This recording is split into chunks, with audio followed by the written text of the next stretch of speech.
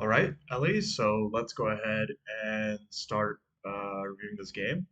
So I see you're here, Leeson versus Kane. You have Kennen versus Alawi. You have Kassadin, Kaisa Jin, Thresh Morgana. So I think I want to preface part of the review is like maybe how we would actually think about our original pathing. So normally when we talk about pathing, a lot of the times we kind of consider uh, which lanes might have prio and which lane we kind of want a strong side. But I think something that might be missing a lot of the time is, who's the most important in the game, person in the game, right?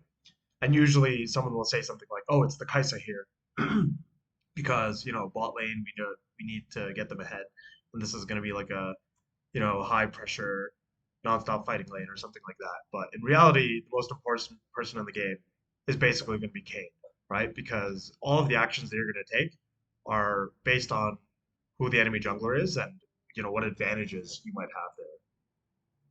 have there. When you're thinking of things like invades or anything like that, I'd say Kayn is pretty hard to invade just because he has so many ways to escape you. So you can counter jungle, but actually killing him, that's a bit different. Uh, so let's skip ahead into the game.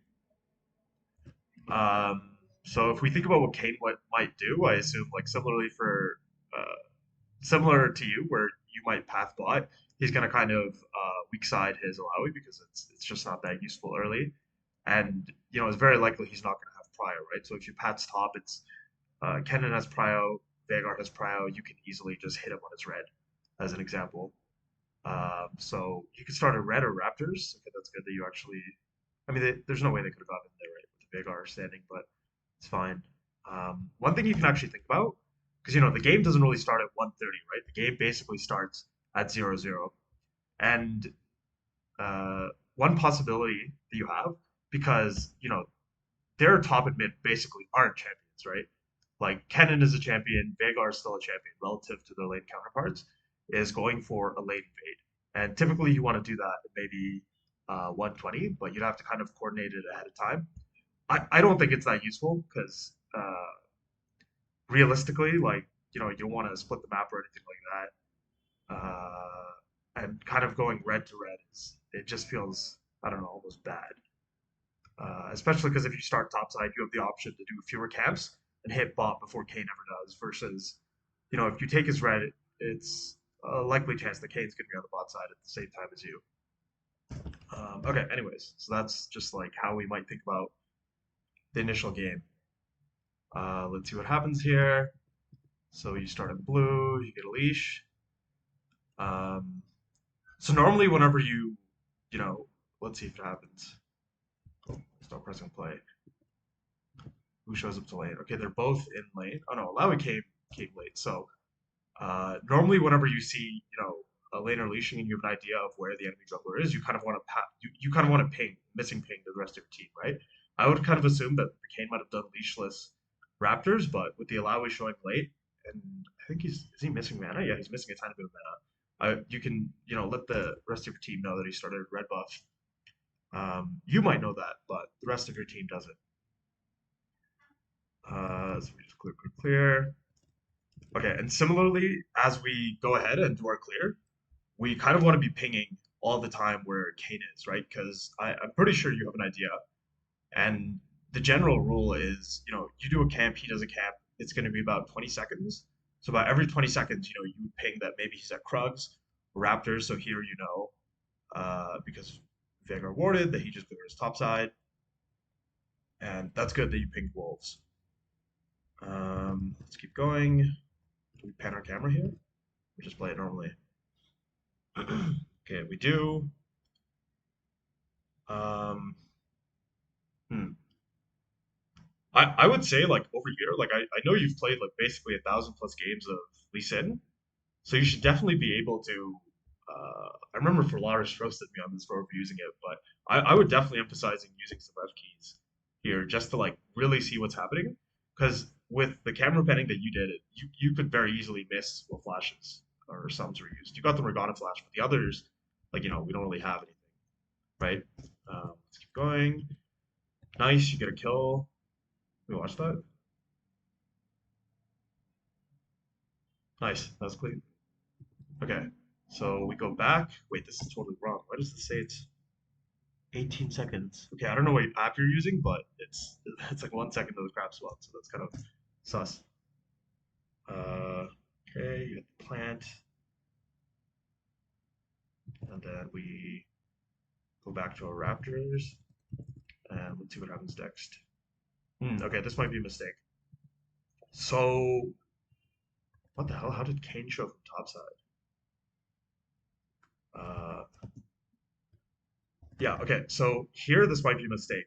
So, I think when you have this kind of lead where the bot subs are all down, you don't really want to help or waste tempo on this mid laner.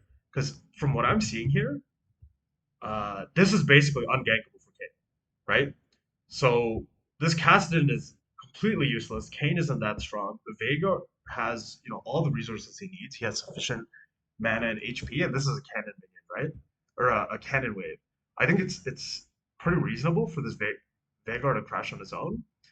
And if he's having difficulty crashing, the Kane's gonna end up having to waste way too much time trying to make this gank work.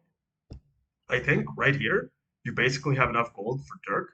So what you realistically want to do is insta recall, and from there you have a couple of options. So for Kane, typically, let's say he started red, right?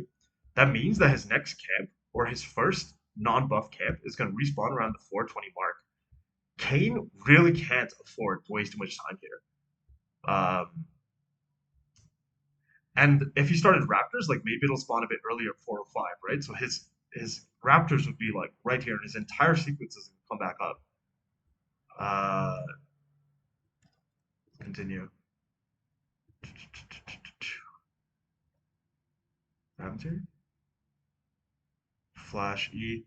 Okay, that's probably also that's not worth. I would say like you got the Cassidon's Flash for your Flash, but I think in this point in the game, your Flash is actually more valuable because you're not. I don't think you're going to be able to do that much to punish this Cassidon because you're going to be using this time to punish. I think their bot lane, right? Or that's at least my assumption on what you're thinking and what you think is the best play as well. And I would agree with it.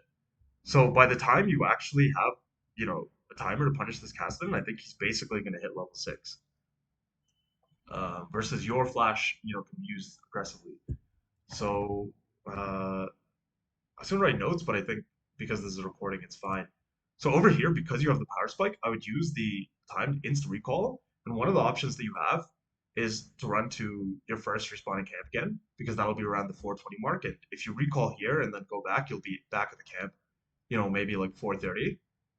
And your other option, which I think might be the better play here, is to actually head instantly bot. So the reason that I'm saying to go instantly bot instead, and it's kind of unfortunate that Thresh is here because though he does have a rope timer, the better play is actually for him to go straight bot again and you to also go straight bot because the enemy laner has already, or sorry, not the enemy laner, your team crashed the wave, and so you're gonna have a bounce back, right? And because these guys have zero summoners, they're super vulnerable to ganks.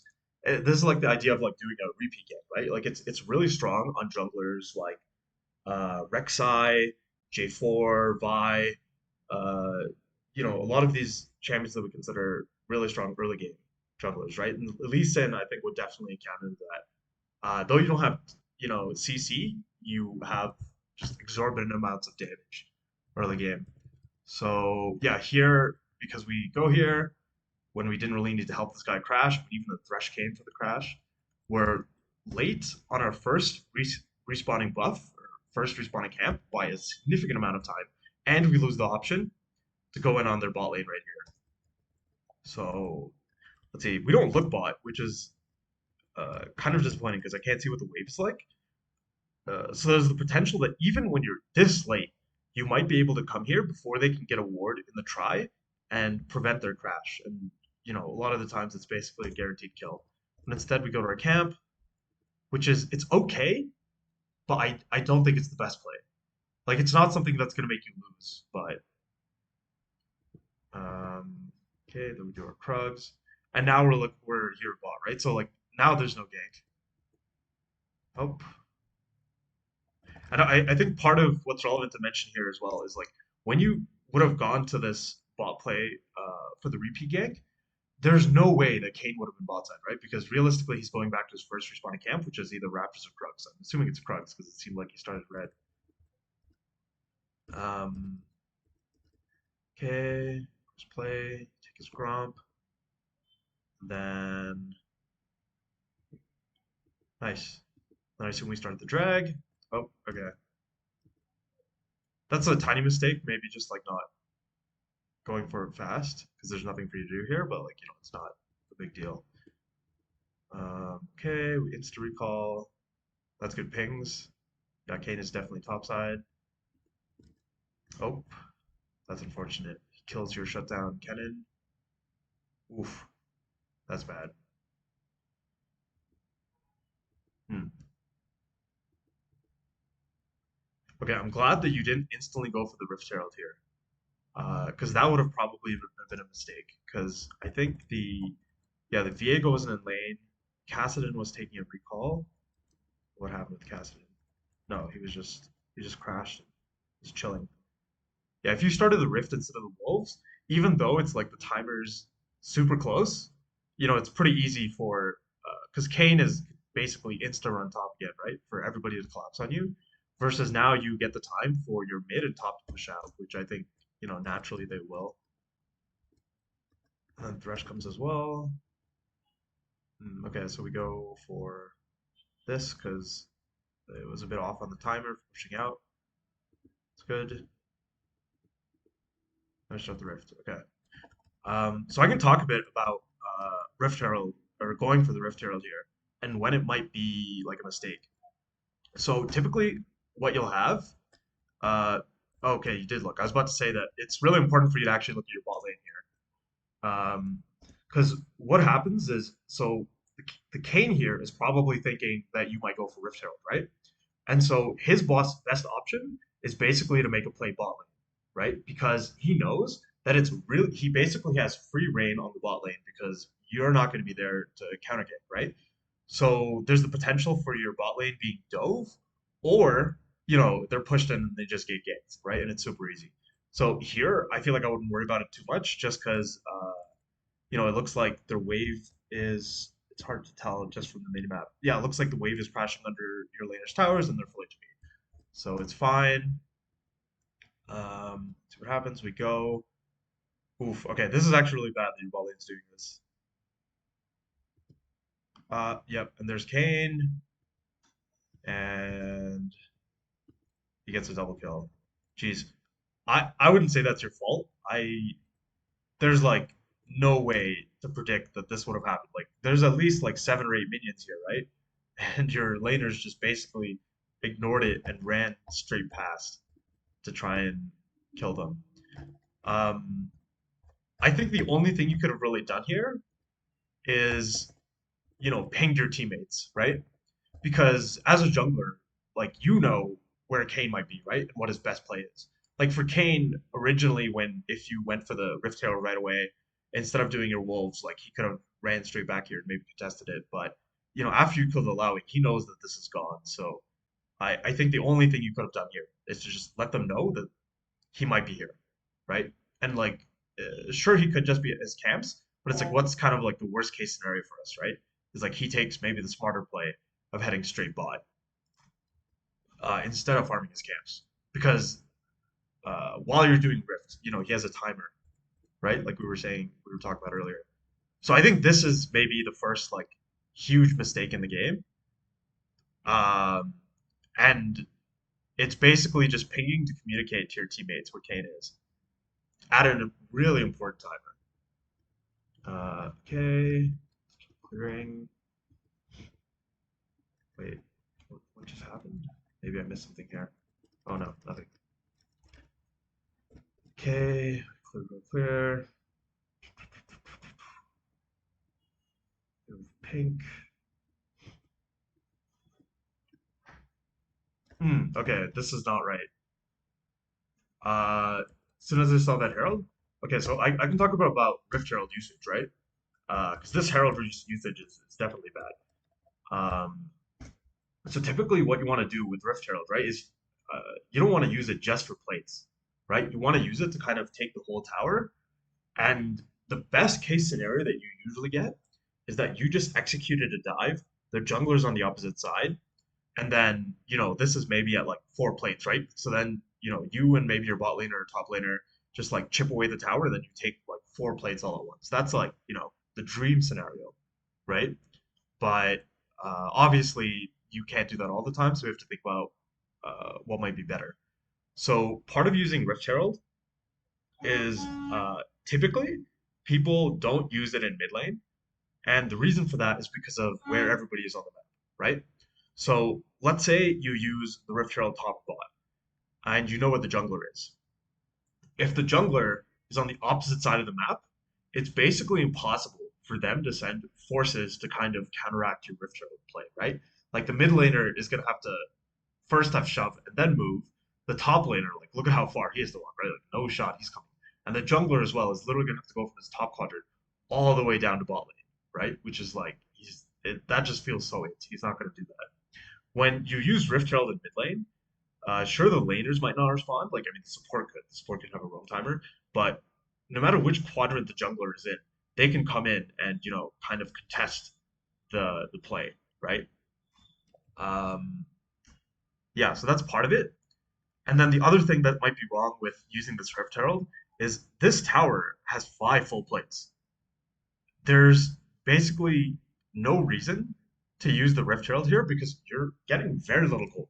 The only time you would really want to use the Rift Herald on a 5 plate tower is if you are going to recall very soon for a power spike. Like, let's say you're gonna get what's the item called here? I forget. It's the one that they nerfed the Omni. You know what I'm talking about? Eclipse, yeah. If you're gonna use the Rift Herald here and instantly recall, right? Like, I don't think you even need that gold because I'm pretty sure I forget. I think it's like 1,000 something, right? If it's like 1,100, then these two camps already give you that necessary gold, right? And you can save your Rift Herald for a later time. So let's say we use it here. What's happening with bot wave? Has your team crashed? Use the Rift Herald here, and then oof, Kayn comes and kills your team. That's pretty unfortunate with the Kayn coming as that exact time. Did a lane gank? Yeah. Uh, okay, you got like a ton of plates, but still, I would say like a lot of the time it's just not as valuable as maybe taking the side lane turrets because for your top laner they can push into tier 2 and use tempo advantages, and then as well your bot lane if they take the oh I just skipped ahead. If you take the bot lane tower, you get to swap, right? Where did I skip to? Oh, right here. The only thing nice about the one main thing that's really nice about taking the mid tower is like it does open up the map a bit. But let's see. And if it was like 2 plates, then maybe I would still go for it anyways, right? But not a 5 plate tower. Oh, what's happening here? Okay, so your bot dies. Then,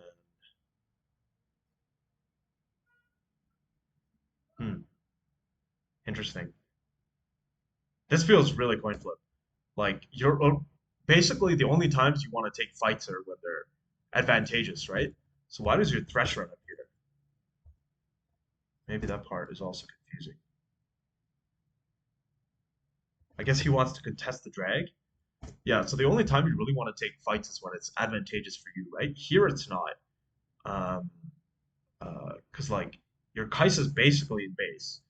Their entire team is here. It's a 4 versus 3. Now it's a 4 versus 2, right? I would look to do something else, but the unfortunate reality is there's not much for you to do except maybe potentially take his top camps, which I forget if they're up.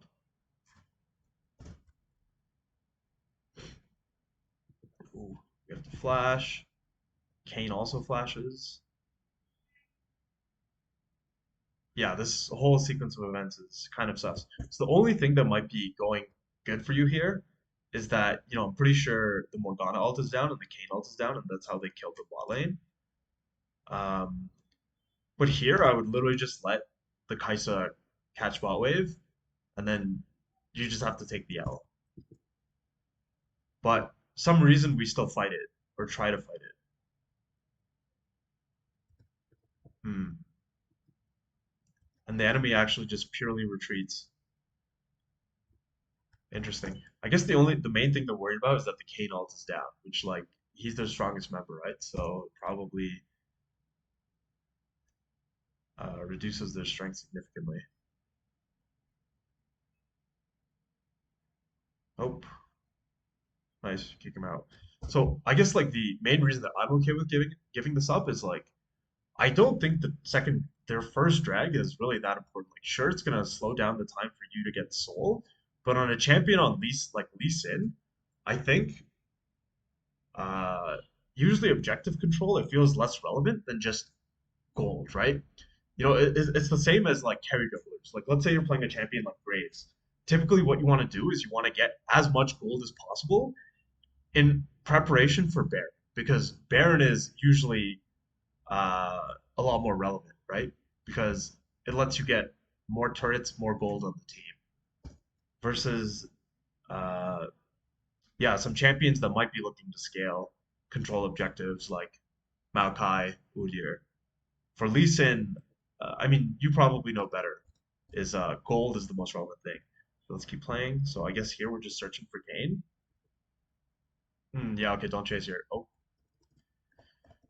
uh, yeah. So let's see. So the thing that I was mainly looking at here is the amount of gold you have on you, right? You basically have Eclipse. You can see over here, this guy already has his Mythic Spike. Um, there's no real play to be made, right?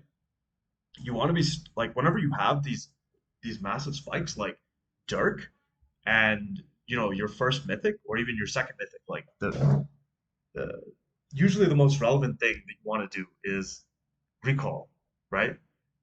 So here also taking your camps I think is actually fine because typically we want to recall in anticipation of using our gold advantage against the enemy, right? But right now we just had a huge fight. There probably isn't going to be anything relevant that happens for maybe like the next minute. You know, Vagar's dead. Something could be happening top. That's the only thing. Like their bot lane's not lane, so and there's no objectives up, so there's like nothing huge for recalling. So maybe clearing your camps is a huge mistake, but the general idea is power spikes, just recall, just go B.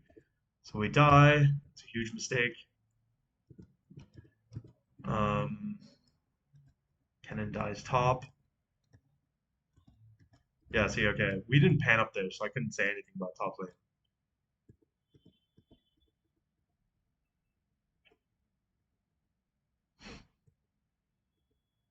Um, hmm.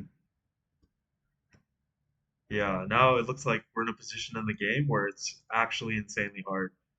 You basically lost early to a Kayn, right? Which is never a good time when you're playing Lee Sin. Uh, keep going, but I feel like there's been sufficient things in this game to review. But you did end up 11-3 from the scoreline of 1-1. So maybe we'll just fast forward through a lot of the stuff and see what happens.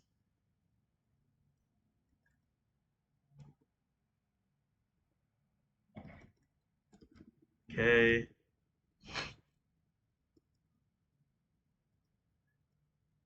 How do we end up getting super fed? Oh, rip team. It's FF.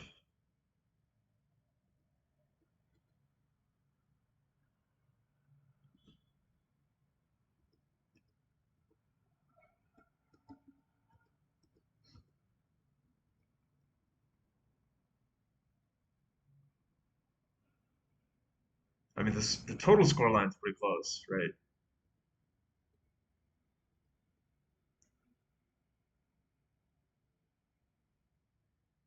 Oh, and I guess this fight is where it's basically over. Okay, let me go through this part then of the game and see what happens here. I think I need to go back further because I don't know where everybody is on the map. relevant alts.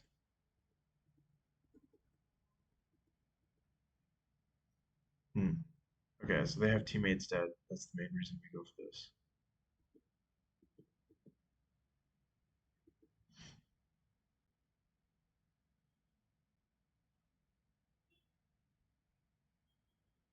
Hmm. I guess the main mistake here might just be fighting, right? Because you just got the drag for free. I mean, Kennan's looking for a flank, so you could definitely win this, but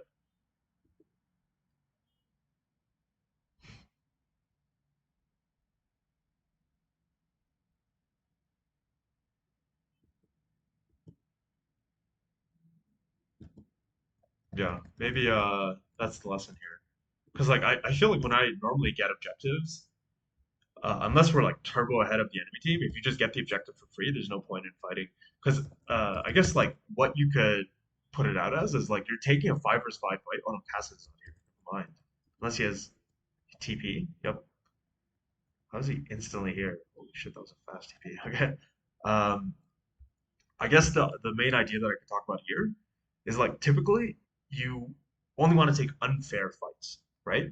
So when you take a 5 versus 5 where everybody has full vision of each other, that's like a fair fight, right? And it's kind of coin flip, to be honest. And usually, most of the time, like the outcome of the game isn't going to be decided uh, by like just one fight, right? No, no, no, let me catch my thoughts here. I'm not saying the right things. Um, Usually, when you don't take a fight that you could have taken, like the outcome of the game won't be decided, right? So if you take this fight here, uh, I think nothing negative really happens, right? And you have future options to take unfair fights. So let's say that you have push on side and then, you know, you're shadowing your laner and the enemy comes and you kill them both, right? That gives you options to do things. Here, you're kind of just hoping that this 5 versus 5 fight is going to work out. You kill them all and then you can take Baron. But if you don't take this fight, it's not like you're going to lose the game, right? Because what you have as an option is to not take the fight. If you guys have tons of gold, you reset, you set up Baron Vision, and then you do the song and dance for setting up Baron Vision and getting mid and top prio over and over again until you know you have an advantage somewhere, right? So I think that's like the main thing here that I could say. Um, there was probably some other stuff earlier in that time that we were fast skipping, but I think probably this is going to be more relevant than just like the chaos. Yeah, and from here just what's Kane 9-3? Yeah, this game's insanely hard. Do they take Baron? Okay, at least they don't take Baron. I think I'm gonna leave the review at that because I think there's sufficient things. So cool.